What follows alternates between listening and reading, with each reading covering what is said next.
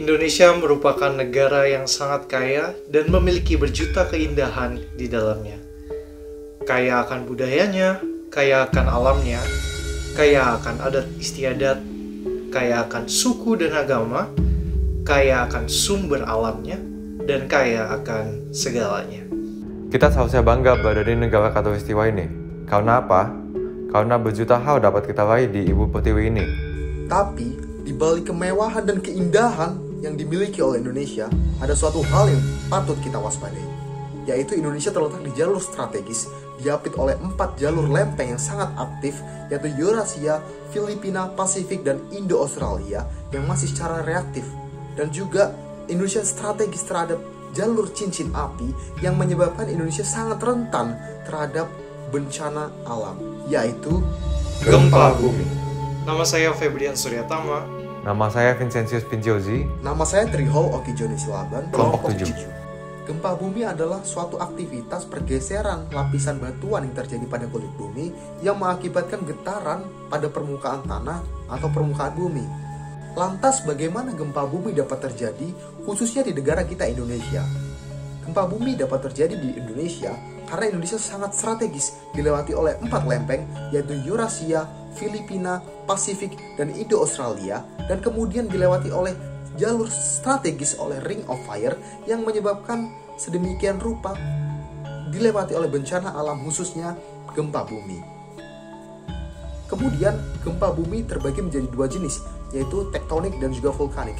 Tektonik terjadi pada saat terjadi patahan yang terjadi pada lempeng tektonik di dasar bumi, di mana mengeluarkan energi elastisitas di dalamnya, yang menyebabkan getaran terjadi pada permukaan tanah. Kemudian vulkanik terjadi karena aktivitas gunung berapi. Pada saat gunung berapi terjadi patahan di dalamnya, gunung berapi mengeluarkan semburan magma, di mana aktivitas ini dapat mengeluarkan getaran yang terjadi pada permukaan bumi atau permukaan tanah. Setelah mengerti lebih jauh mengenai gempa bumi, berikut ini adalah inovasi mengenai bangunan tahan gempa untuk memberikan pengetahuan baru bagi masyarakat. Bagian pertama yang kami kembangkan dalam inovasi ini adalah Chunk Mass Damper atau disebut sebagai TMD, yaitu beban peredam, di mana TMD akan dipasang pada bagian atas bangunan atau pada bagian atas gedung pencakar langit untuk mengurangi kapasitas getaran yang terjadi akibat beban angin dan beban gempa. Pemasangan TMD adalah langkah efektif dari segi ekonomi. Selain itu, TMD akan mengurangi getaran pada arah horizontal sebesar 40% pada saat gempa bumi terjadi. Hal ini diimplementasikan pada gedung pencakar langit Taipei 101. Ini adalah ilustrasi bangunan yang diberikan TMD dengan bangunan yang tidak diberikan TMD pada skala gempa yang sama. Bagian kedua yaitu bagian dengan penggunaan baja silang atau bracing yang diterapkan pada plat lantai dan balok. Penggunaan baja silang digunakan untuk melawan tekanan yang mendorong struktur bangunan selama gempa bumi berlangsung. Semakin luas hysteretic loop semakin besar, maka akan semakin baik untuk konstruksi tahan gempa. Bagian selanjutnya adalah penggunaan wall panel yang dipasang pada bagian dinding bangunan. Terbuat dari limbah activated alumina, glass wool, sandblasting dengan campuran akrilik dan kaolin. Wall panel telah lulus uji LC50 dengan pemaparan statis toksisitas akut selama 96 jam pada ikan mas. Dengan keberhasilan hal ini, wall panel dinyatakan sebagai ramah lingkungan. Di samping itu, nilai hasil uji kuat tekan wall panel di atas batu bata dan batako, serta hasil uji kuat lentur dapat menahan gaya geser atau gerakan tanah akibat gaya gempa bumi. Pada bagian bawah bangunan, kami memiliki inovasi untuk menggunakan tendon prategal. Penggunaan tendon atau elemen baja seperti kawat baja, kabel batang, dan kawat untai diimplementasikan pada beton struktur bangunan.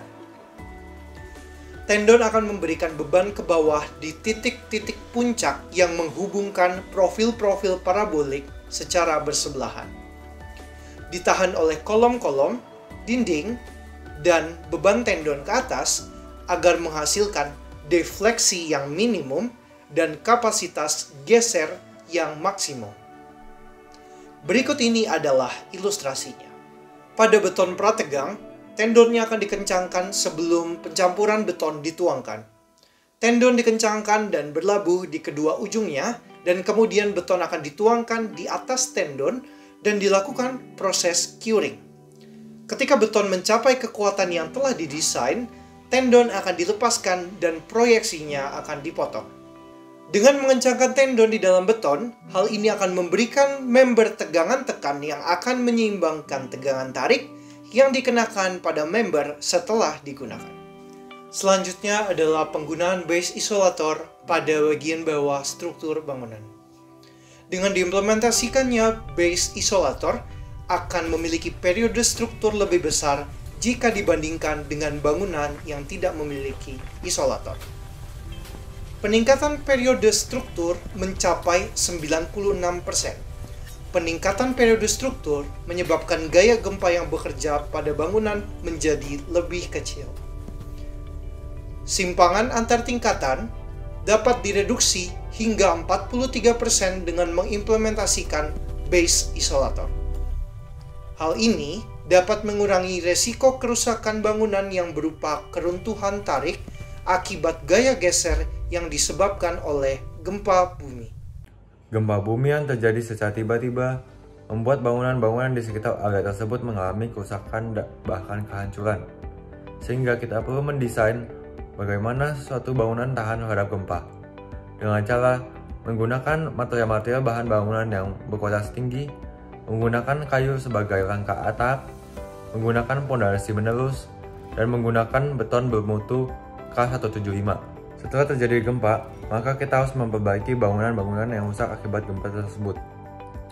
Jika pada bangunan tersebut mengalami kerusakan ringan hingga sedang, seperti adanya retak-retak pada sebuah struktur, maka kita dapat memberikan perbaikan seperti melapisi beton baru, melapisi dengan kawat, atau menyuntikkan zat epoksi atau semen cair ke dalam retakan tersebut. Jika kerusakan yang dialami oleh bangunan tersebut parah atau total, maka kita terpaksa harus merobohkan dan bangun kembali. Sekian video mengenai gempa bumi dari kelompok 7. Semoga bermanfaat. Terima kasih.